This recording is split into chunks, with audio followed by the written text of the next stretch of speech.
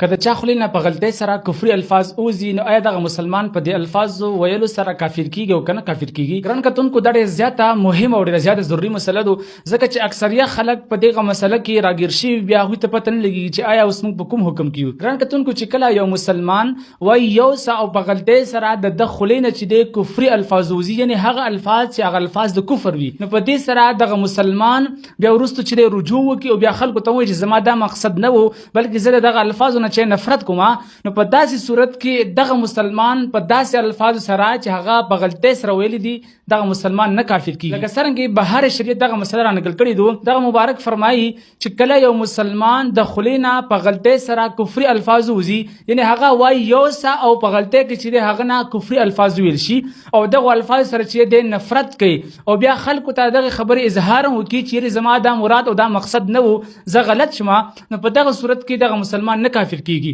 او کچلته یو مسلمان په غلطۍ سره کفري الفاظ ویل او هغه نه وروسته دغه مسلمان دغه خپل الفاظو تایید وکړو، په هغه الفاظو باندې ولاړو، نو په دغه صورت کې دغه مسلمان کافر کیږي. او موږ تاسو له پکار دي چې موږ تاسو دومره په جذبه کې رانه شو، موږ تاسو دومره په غوسه کې رانه شو، موږ تاسو دومره حالات بدل نشي چې موږ تاسو د خولې نه په غلطۍ سره یا په جذبې سره چې د کفري الفاظ اظهار وشي او کفري الفاظ چې دا زموږ تاسو د خولې نه وځي. واخر دعوانا ان الحمد لله رب العالمین.